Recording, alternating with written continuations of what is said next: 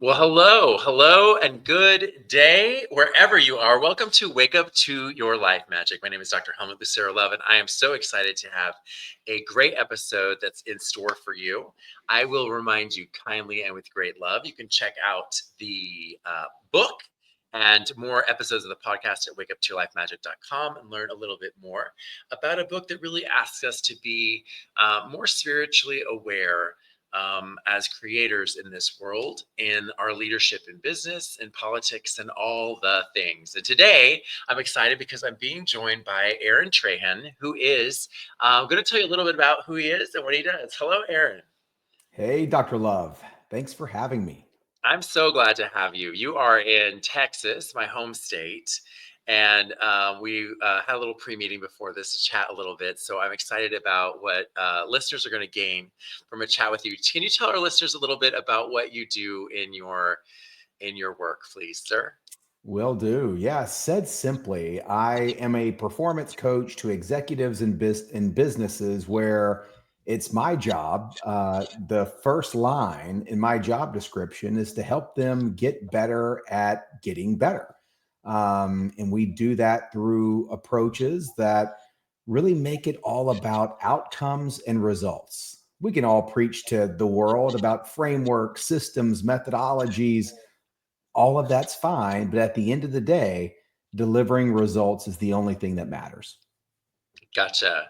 So, and it's fun because I'm excited because we do similar work. We do similar work in the same areas, I'd say, but we have different approaches and different techniques. And I think that that is exciting. Yeah, Both of us have some fun backgrounds, so I'm excited about what we're going to chat through today for the topics. absolutely. So first off, I love for our listeners to get a sense of who you are from more of a storytelling perspective. So if you could share with the audience a little bit about something that you have done or experienced, a moment that shifted you, that changed you, so you get a better sense of who Aaron is. Absolutely. Yeah. For me, I was put into a leadership role at a super early age and, really had to figure out some sink or swim moments and luckily was able to scale my leadership career. But all that really means in terms of this story is I feel like I've made just about every mistake you could possibly make as a leader. And for me, that big transition point was a single piece of paper. And that piece of paper was a 360-degree feedback assessment where it really burst my own ego bubble. I thought, I'm a young 30-year-old leader running a billion-dollar publicly traded organization. Everything I touch turns to gold. Um, but when you get the feedback from your most closest stakeholders around what it's really like to work with you, what it's really like to be led by you, um, and you get the hard, honest truth that it's not all that pleasurable of an experience, and he has a long way to go to becoming a good leader.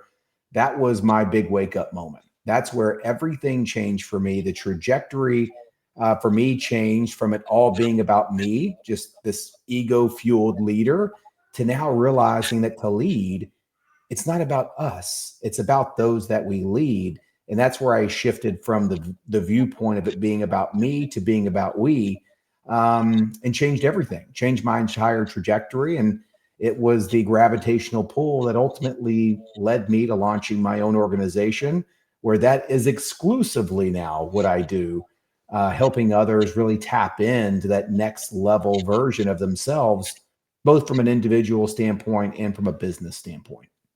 So you had the realization effectively in leading people. By the way, I played with that transition. I never did that video transition. I was like, wow, it's just me. For those who are listening in, I was just playing around with the visuals. Yeah, so that moment, sort of facing into your I guess I'd say your humanity and your lack of perfection, your lack of, right, of all the things that you wish that you might be perceived of as a leader, kind of made you aware that you were in a team, Yeah. and then focused now on a business that helps other people do the same thing that you learned through that process. So Yeah, that's right. It's I think you said the big word. It was awareness, right? And up to that point, now with hindsight being 2020, looking back, you know, it's almost shocking how little awareness I was operating at early on in my career. Sure, having some success, but I knew I wasn't operating at my best version. And, sometimes, I like to say, to the leaders I work with, is blind spots to an executive leader is a lot like cigarettes to the body. They will slowly kill you. And blind spots are great at being blind. We're not aware of them. We can oftentimes have success in spite of the things that we're doing, not purely because of the things that we're doing. So, yeah, for me, that was a big transformation moment of getting to really understand what the perception is of others of how I was showing up, how I was leading, and how I was operating. Yeah. And what you come to understand is that all of life is a group project, right? So we think about business one way. It's interesting to me how your family is similar. We often will abdicate in our society. We'll be like, oh, well, that brother went off, so they're on their own thing. When really, as a family unit, right, someone needed help. I'm speaking to stories that Mhm. are, in my own house, right? Sure, sure. Or your own children. Someone goes off, and we all kind of go, well, but it was a group, a member of us, right? And the same thing happens in our society. You Yeah, realize that, we get feedback. Are we doing well? Are we rising to the occasion, or are there people that are falling outside the boat, right? that's So you right. realize these lessons in business are lessons in life. So one of the things, Aaron, is your vision, right? So as you're doing this work, and as you're creating in your world, what is your vision for what your work will do, more broadly? Yeah, for me, it's I feel like we're operating in a world where there's so much just kind of maintaining of the status quo. I think a lot of people, regardless of what they say, regardless of what they post online or on social media, kind of know in the back of their minds they're not anywhere close to operating at or around their best version. And I think we all have this gap that exists with no matter how good we are, the version of us that's sitting here currently today and the version of us that we aspire to be, right? That best version. And that could be both in our personal and our professional lives. And so my vision is kind of being that catalyst, that accelerator that's able to help those make the leap. Maybe not to get all the way there. I think our best version could probably stay aspirational. It may be that thing that we never catch, but it shouldn't stop us from being on that journey. And so, through my own life experiences, knowing the emptiness that it feels like when you're not operating there, you get comfortable with the status quo. You just kind of rely on your past track record. It's a pretty empty feeling, even if you're capturing all the external achievements, right? And so, yeah, that really puts a bow on it around what I want to be. Is I want to be that catalyst, that force, if you will, that helps others really be able to make that transformational leap to that current version to something along the lines of achieving a milestone towards that best version, allowing them to tap into that full potential. Beautiful.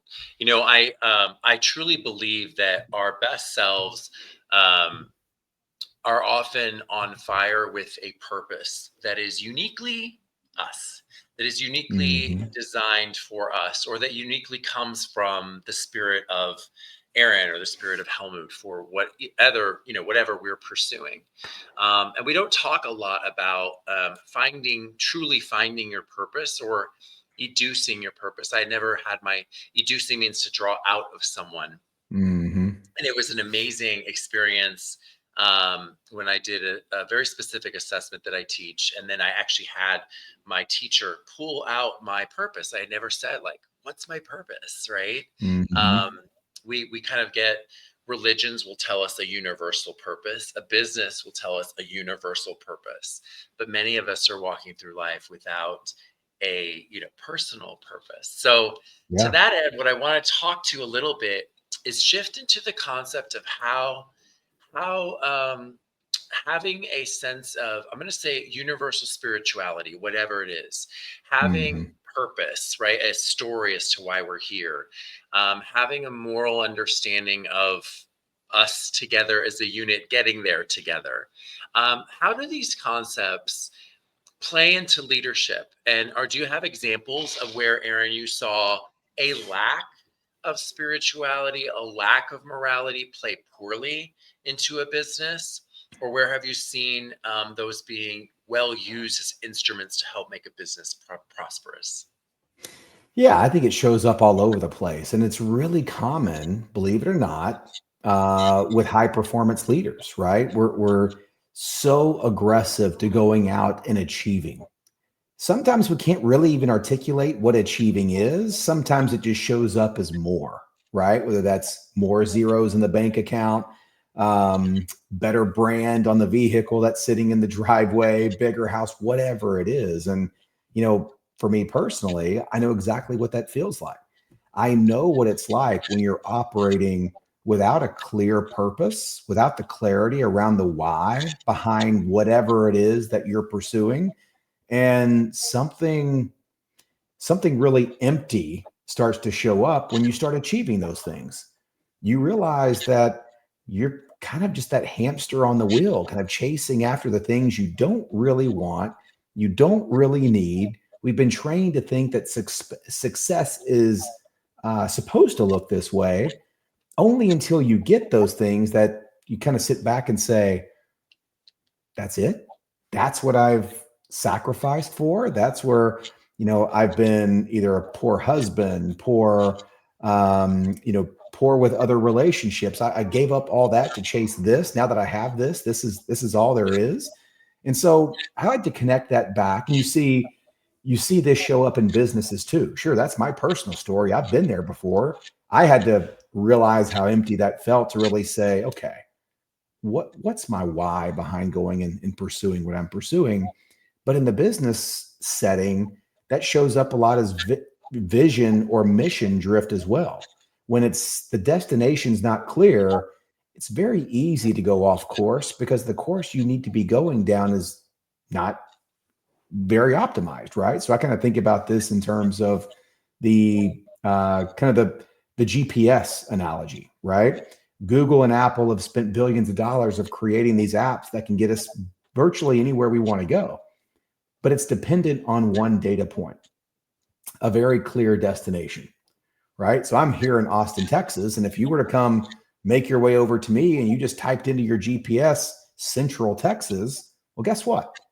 That's going to give you no shortage of 2 million plus different options to choose from, and maybe get you pretty far away from the destination you want to be.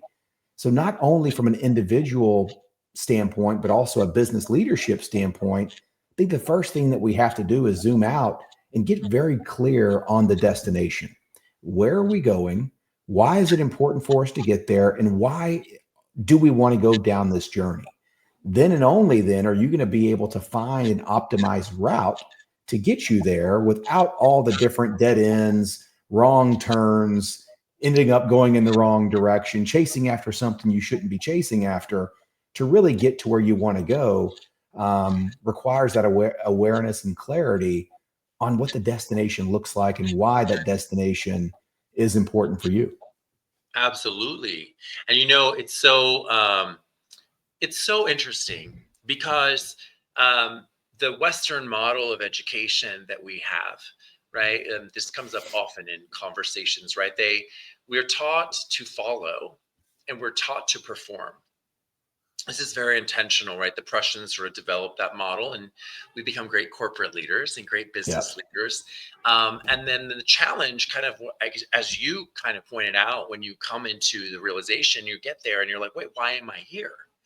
And there are countless overachievers who get to that point and go, wait, why am I here? And what you realize is we didn't learn the process of creating true intention, from creating from within. And I think what you're getting to, which I think is beautiful, is it's the, as you kind of talked about, the vision of like, why are we here? What are we doing?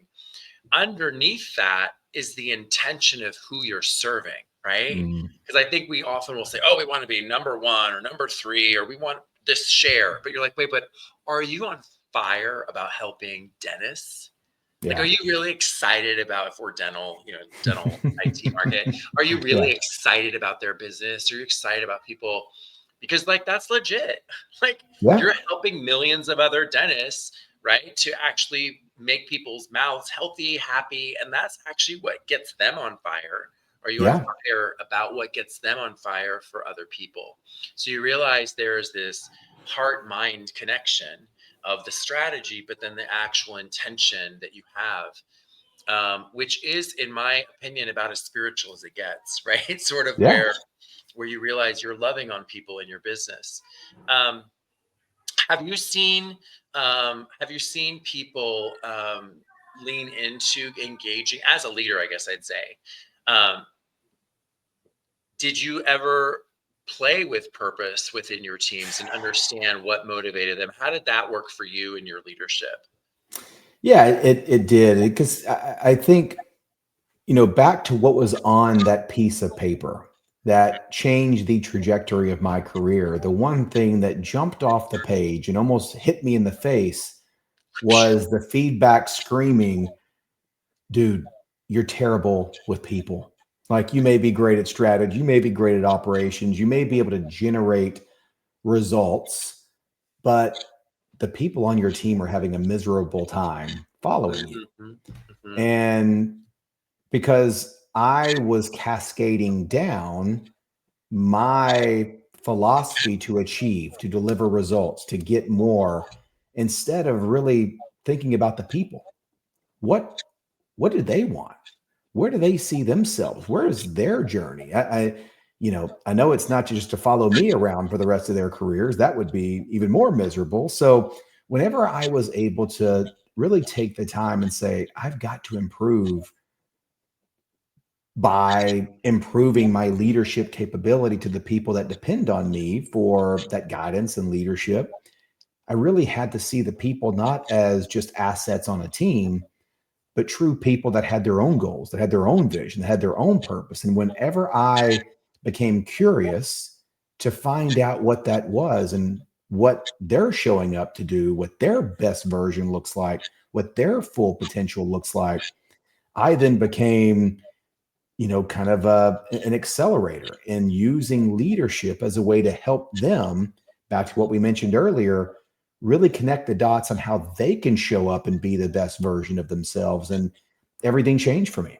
whenever it was kind of part of the shift from it all being about me to then focusing on the we, is really digging down and understanding what makes them want to operate at their best. What makes them truly happy? What makes them truly fulfilled? And look, there's only so much you can do in a business setting, but I think even taking the time to understand that, I now had much better, deeper relationships with those that worked for me. I knew how to put them in a position to really be their best version.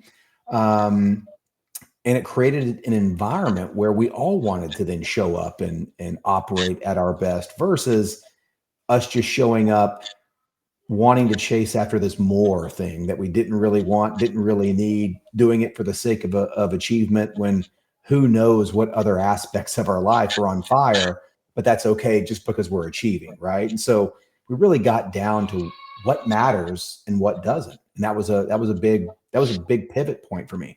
yeah, and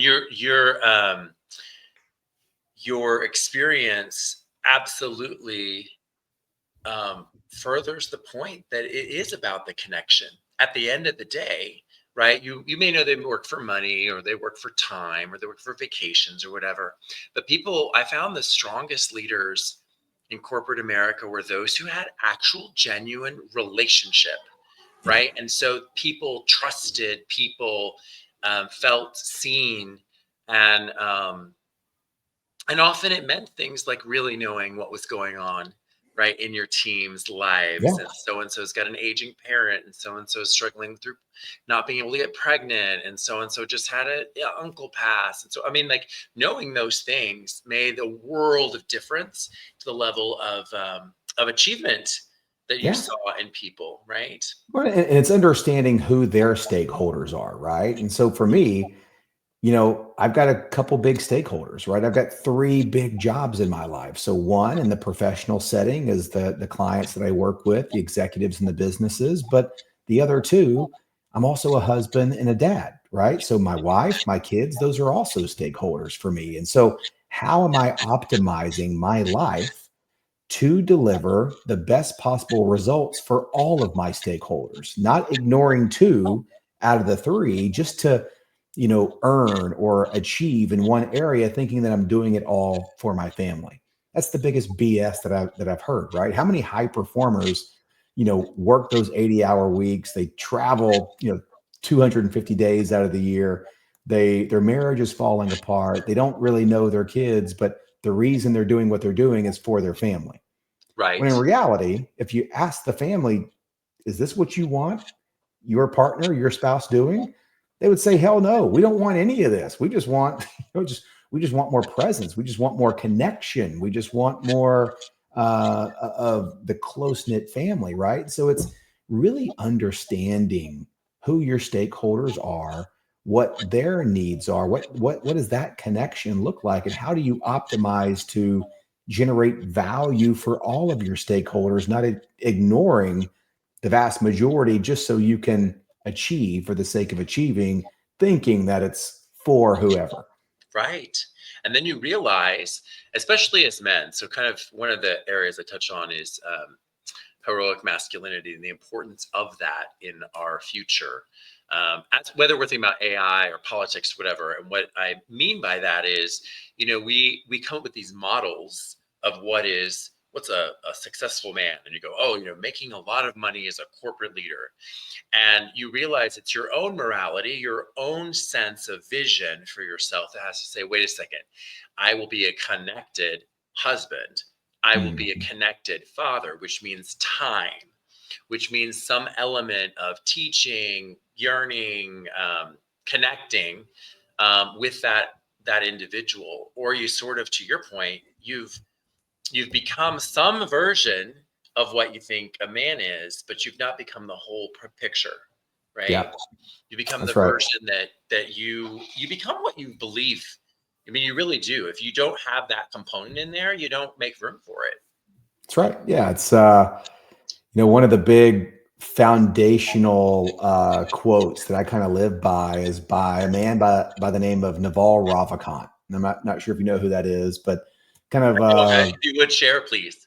yeah, just he's very well known, kind of in Silicon Valley. He's kind of like a philosopher slash businessman. Is very well off, but has a way of just really using philosophy to simplify things in life. And he said something years ago that has stuck with me, and I've got it printed all over the place. It's just a good reminder, and it talks a lot about this, and it says, "A calm mind, a healthy body, and a loving home are things that can't be bought. They must be earned."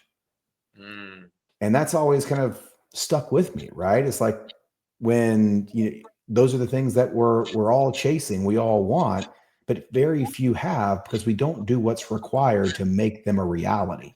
And it's you get too off balance and you lean too far into one particular area, you'll never be able to get those things. And so it was just a great reminder for me that also kind of coincides with kind of the 80-year-old birthday toast, right? And this is something I like to work with a lot of clients on, especially when they're trying to become their best version. It's kind of we think about your 80th birthday party, right? All of the people you want there are there. And it comes down to everybody going around the room, taking their turns, doing a toast to you, looking back on the legacy that you've created, right? You're 80 years old, your time's done, right? You're in the fourth quarter of life. If that party was to take place tonight, what would people be saying? And how is what they're saying today different than what you would aspire for that 80-year-old toast to happen? Understand those gaps. Where are you living in the way that's inauthentic to that aspirational 80-year-old that you want to become? And what do you need to change today if those things aren't going to be said should that party happen tonight? So it's just a great way to kind of recalibrate. What's the legacy you want? And if that legacy had to come true right now, what part of that would not be intact today and what needs to change?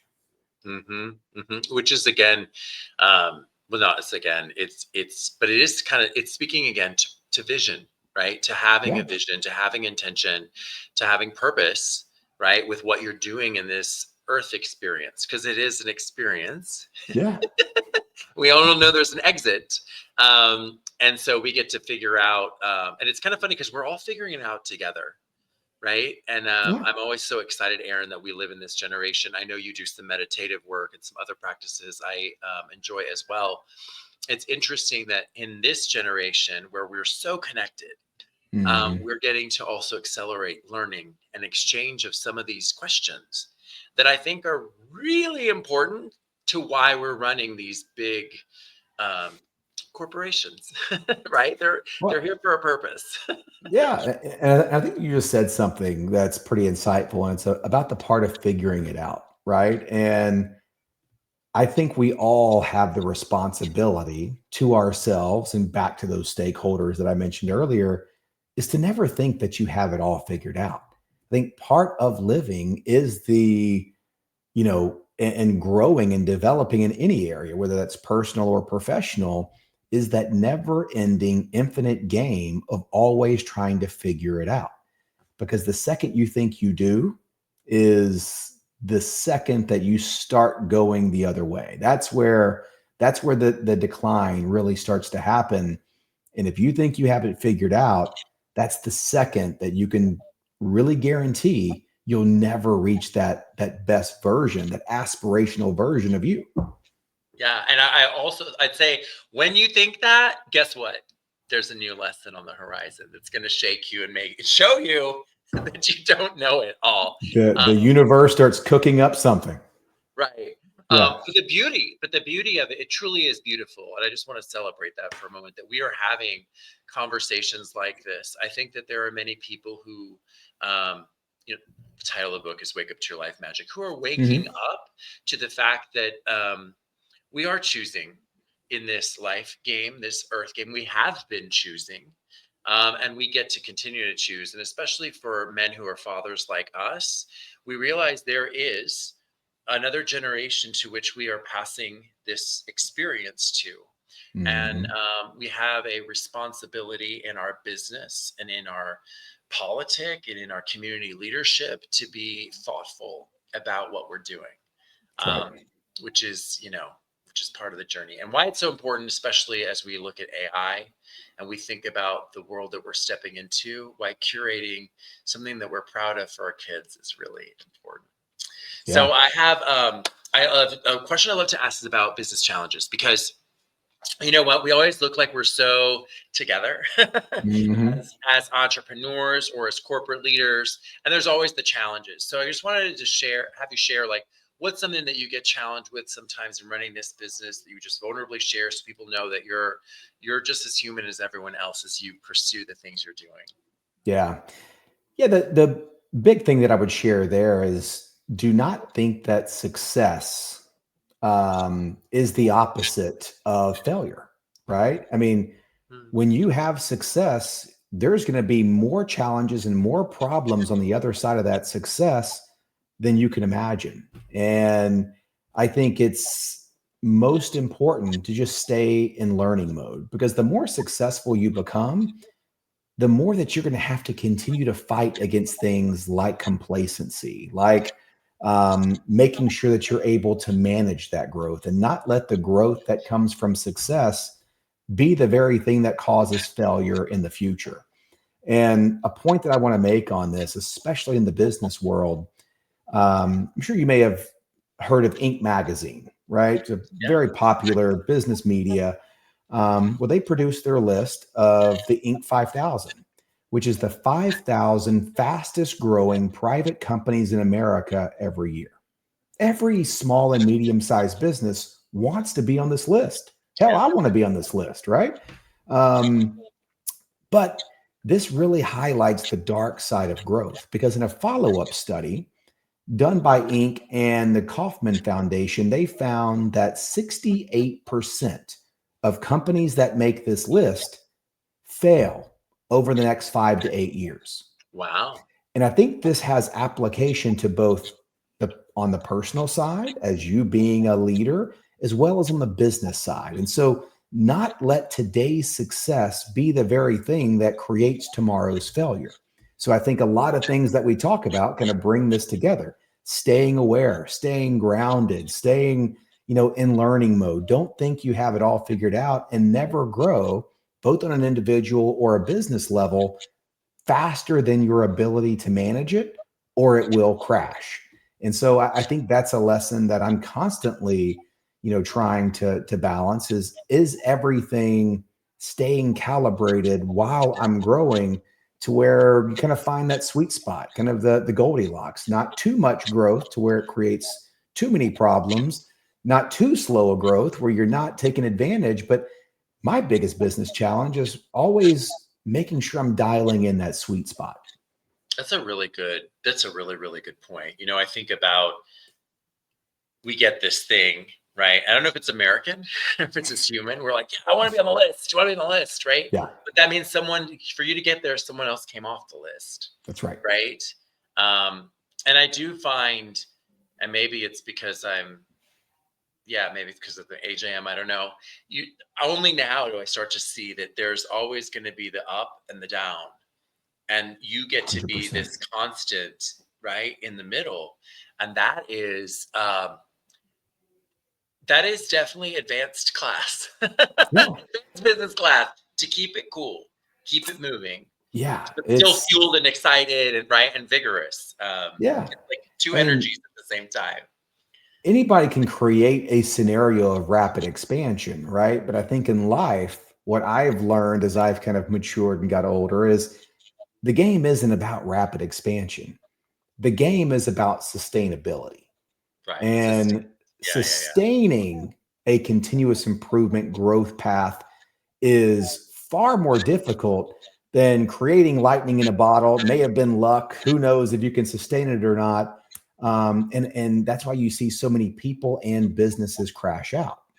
There's a story I love to tell. One of my favorite documentaries is called "The Art of Coaching." And apologies if there's not a lot of football fans in the audience here, but it's really more applicable to Who life doesn't in love football? general. Yeah. Where this documentary is like a behind the scenes of two legendary coaches, Nick Mm, Saban and Bill Belichick. And at the mm, very start of the documentary, they asked for some privacy. They just want to catch up as old friends before they start recording. But as documentaries do, they're still mic'd up. And so they yeah. catch some, behind the scenes kind of conversations. And the first thing that they said is kind of joking around about the concept that the hardest thing to do is to climb the mountain to get on top. And they both kind of joked and said, that's not the hardest part. It's not climbing the mountain to get on top. It's staying there once you reach it. Because maintaining success requires so much more masterful skill than achieving it kind of the first time. Beautiful. So now I'd love to wrap our dialogue up with a question about something you learned in your experience that you'd want to share. Just a kernel of something that can save someone some time.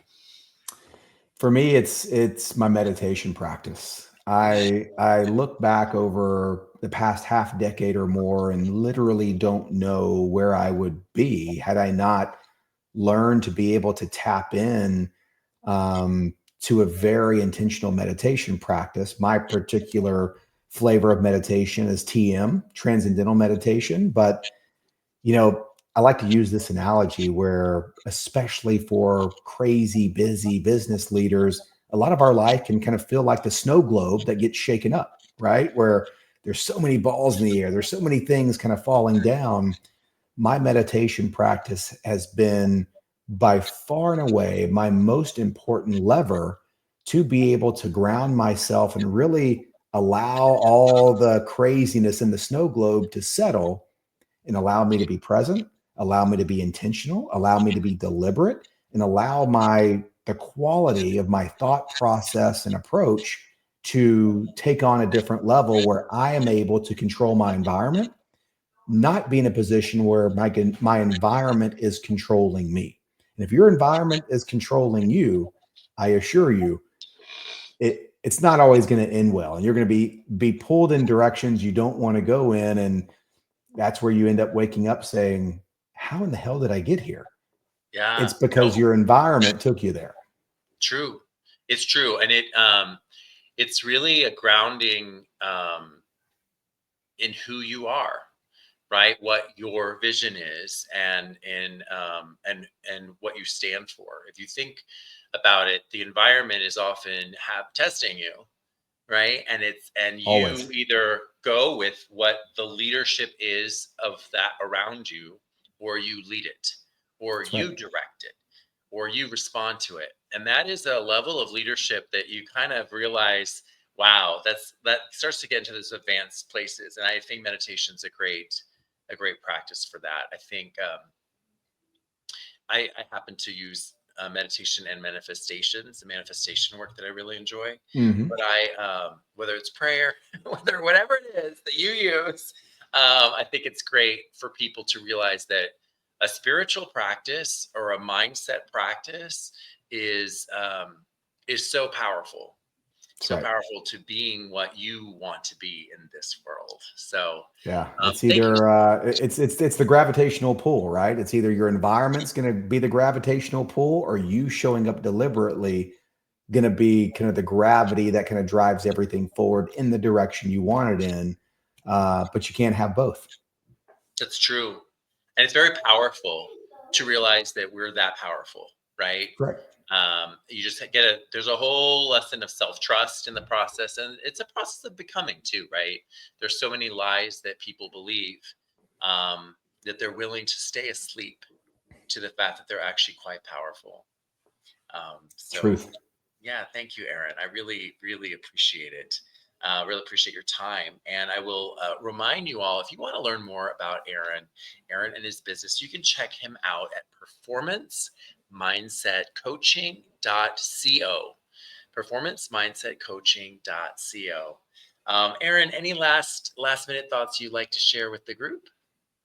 Just stay in learning mode, keep finding and pursuing that next best version of yourself. And when you do, good things tend to happen on that journey. Thank you. Thank you so much, Aaron. Great advice, great conversation.